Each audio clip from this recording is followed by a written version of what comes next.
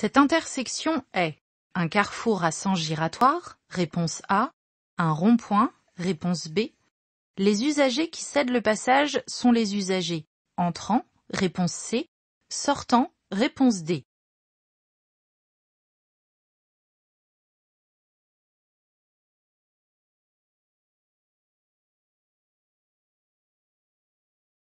Quels sont les indices?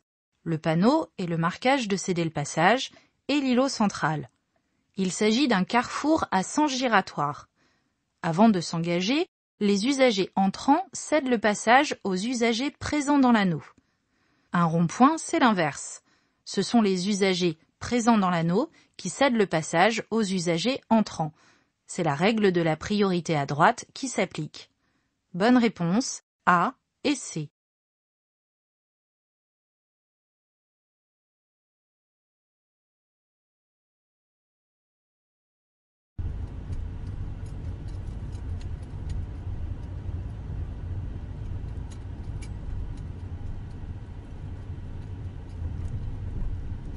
Le risque peut venir de droite, réponse A, de gauche, réponse B. Je mets le pied devant le frein. Oui, réponse C. Non, réponse D.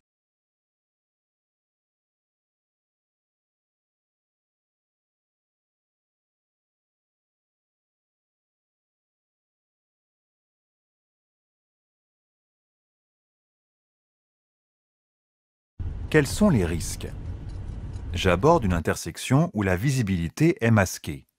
Un usager peut arriver. La camionnette à droite masque la visibilité à droite. Un piéton peut traverser devant elle ou un autre usager peut sortir du parking. Je mets le pied devant le frein, hiérarchise les dangers pour les traiter correctement et éviter un accident. Bonne réponse A, B et C.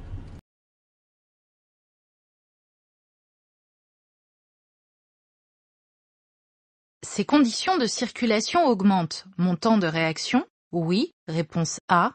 Non, réponse B. La distance de freinage? Oui, réponse C. Non, réponse D.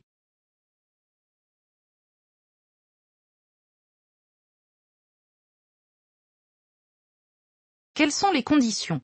Il pleut. La visibilité et l'adhérence au sol sont réduites. La distance de freinage et donc la distance d'arrêt sont augmentées à cause de la faible adhérence au sol. Le temps de réaction ne varie qu'en fonction de l'état du conducteur. Fatigue, médicaments, alcool, etc. Bonne réponse B et C. Dans ces conditions, j'utilise les feux de brouillard. Avant, oui, réponse A, non, réponse B. Arrière, oui, réponse C, non, réponse D.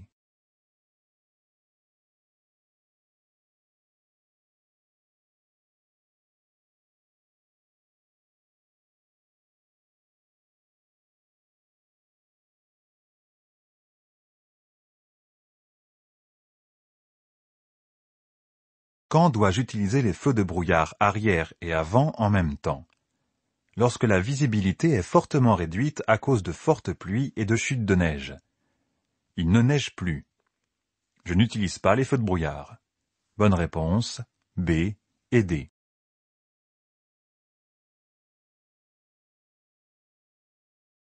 Avec l'âge, les capacités de conduite ont tendance à augmenter, réponse A, diminuer, réponse B.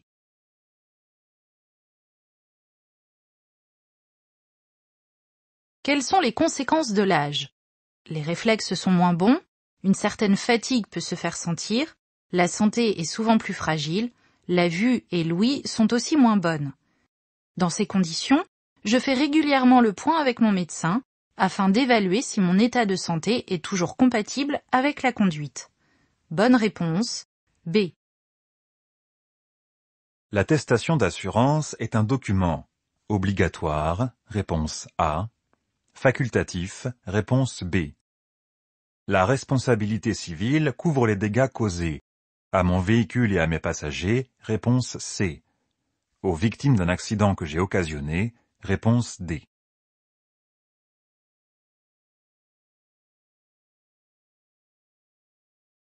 Est-il important d'être assuré? Oui. C'est pour cela que l'assurance minimale obligatoire est la responsabilité civile. Cette assurance indemnise les victimes d'un accident que j'ai occasionné. En cas de contrôle routier, je suis obligé de présenter mon attestation d'assurance pour prouver que je suis bien assuré. Bonne réponse, A et D.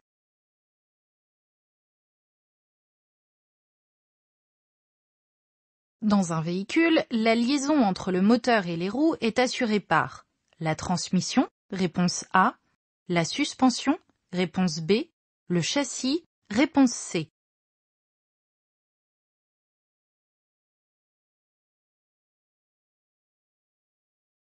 Comment fonctionne un véhicule? En résumé, grâce au moteur qui fait tourner les roues. Mais c'est le conducteur qui décide à quelle vitesse doit tourner le moteur. Pour cela, j'utilise l'embrayage pour choisir le rapport de vitesse avec la boîte de vitesse. C'est la transmission qui fait la liaison entre le moteur et les roues. Bonne réponse, A.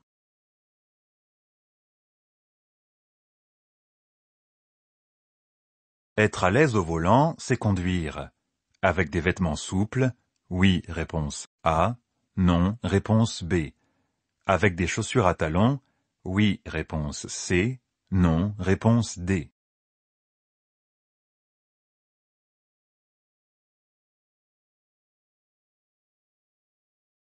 En quoi la tenue influence-t-elle la conduite?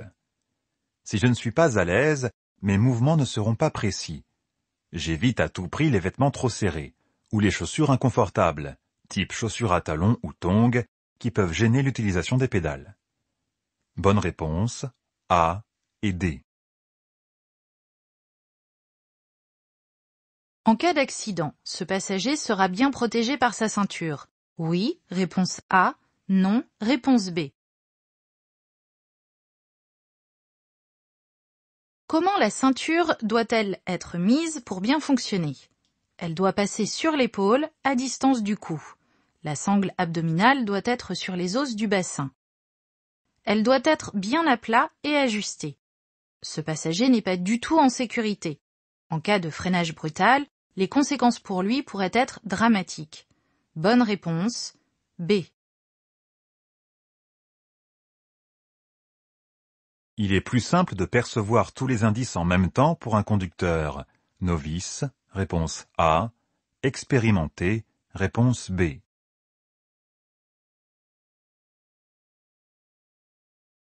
Comment réussir à hiérarchiser les indices? Pas facile entre la signalisation, les différents usagers, l'automobiliste qui veut tourner et les rétroviseurs. L'œil ne peut percevoir que 3 indices par seconde. Réussir à savoir d'où vient le danger principal et comment gérer le regard demande une certaine maîtrise, qui s'acquiert avec l'expérience. Bonne réponse, B. En tendant sa jambe, ce motard se dégourdit les jambes, réponse A, me remercie de lui avoir facilité le passage, réponse B, m'indique de serrer à droite, réponse C, montre un manque de confiance en lui, réponse D.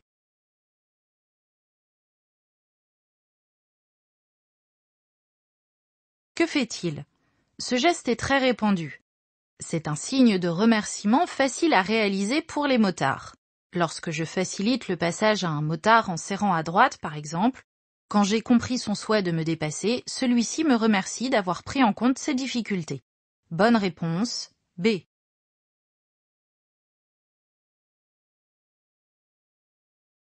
Une conduite nerveuse peut engendrer une surconsommation de carburant de 10%, réponse A, 20%, réponse B, 30%, réponse C, 40%, réponse D.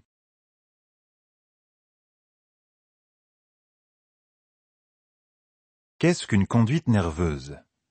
C'est le fait d'accélérer et freiner sans cesse, ce qui augmente la consommation de carburant de 40% environ et use plus vite les pneus, les disques et plaquettes de frein, etc. Une conduite souple consiste à éviter les accélérations et les freinages inutiles et à avoir une vitesse moyenne constante, ce qui consomme moins de carburant et use moins vite les éléments mécaniques du véhicule. Bonne réponse, D. Je peux alerter les secours depuis mon téléphone portable même s'il n'a plus de batterie, réponse A.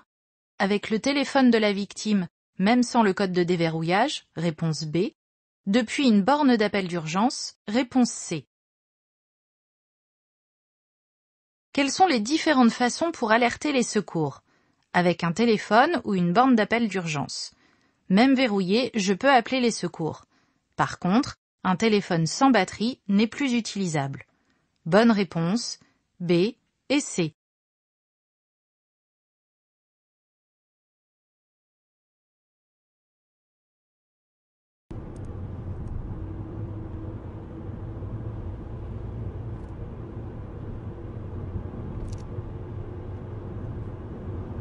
Je peux m'arrêter immédiatement à droite pour téléphoner.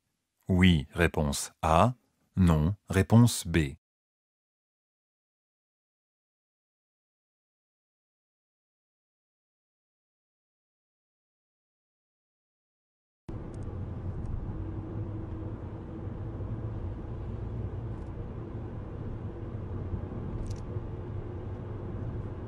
Quel est le rôle de cet emplacement?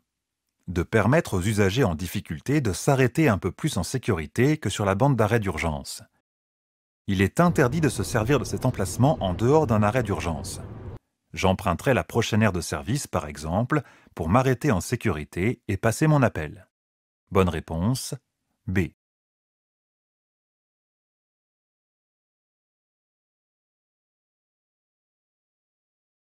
Sont obligatoires à l'arrière du véhicule 2 dispositifs réfléchissants rouges, réponse A, un feu stop, réponse B, un feu de recul, réponse C, 2 feux de position, réponse D.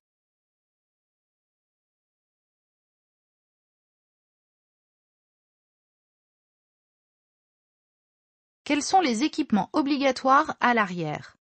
2 feux de position, 2 feux stop, 2 dispositifs réfléchissants rouges, catadioptres, un feu de recul et un feu de brouillard arrière à gauche. Tous ces équipements me permettent de me signaler et d'indiquer mes intentions aux usagers qui me suivent. Bonne réponse, A, C et D.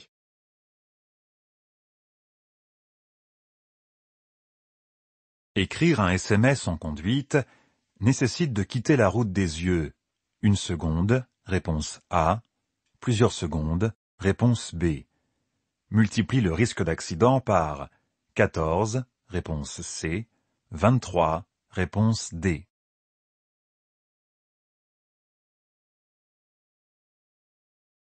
Est-il possible de lire ou écrire un SMS tout en regardant ce qui se passe autour de moi? Non. Même avec plein de volonté, c'est impossible. Cela détourne mon attention et mon regard pendant plusieurs secondes. C'est plusieurs mètres, voire dizaines de mètres parcourus sans voir ce qui se passe. Impossible alors d'éviter l'accident. Bonne réponse, B et D. Le réglage du volant se fait en hauteur? Oui, réponse A. Non, réponse B. Permet d'avoir une meilleure visibilité. Sur la route, réponse C. Sur le tableau de bord, réponse D.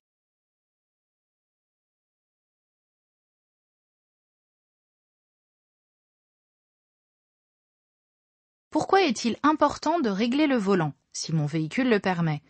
Cela améliore ma position de conduite et ma visibilité.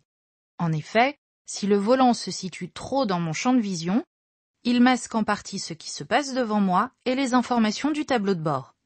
Bonne réponse, A, C et D.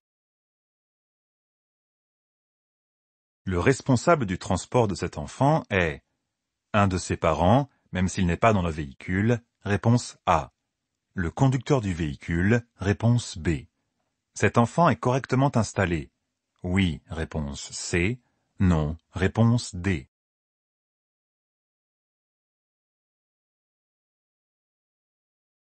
Qui est responsable des passagers? Le conducteur est garant de la sécurité de ses passagers. Mais il est aussi pénalement responsable des mineurs. Cet enfant est installé sur un siège adapté à sa morphologie. Cependant, la ceinture est vrillée. Elle ne pourra pas retenir l'enfant en cas de freinage brusque ou d'accident. Bonne réponse, B et D. La distance de sécurité qui me sépare du véhicule à l'avant est suffisante. Oui, réponse A. Non, réponse B. Du véhicule à l'arrière est suffisante. Oui, réponse C.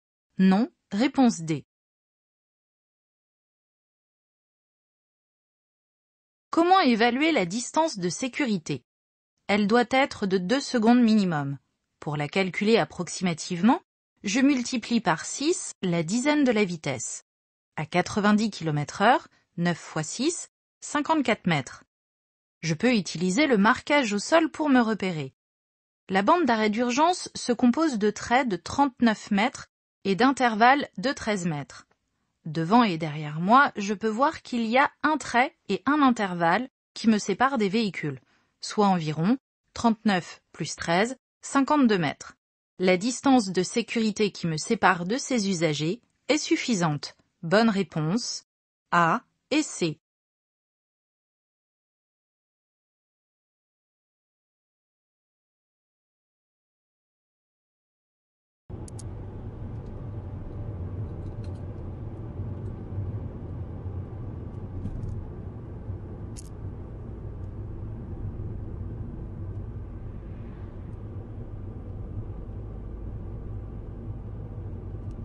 Je peux circuler à 80 km/h.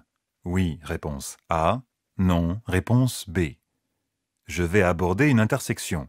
Oui, réponse C. Non, réponse D.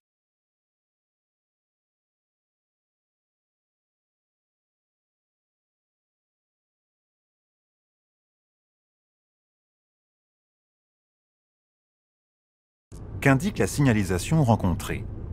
Le premier panneau que j'ai rencontré limite la vitesse à 70 km/h. Je ne peux donc pas dépasser cette vitesse. Le second panneau m'indique que je vais aborder une intersection où les usagers venant de droite et de gauche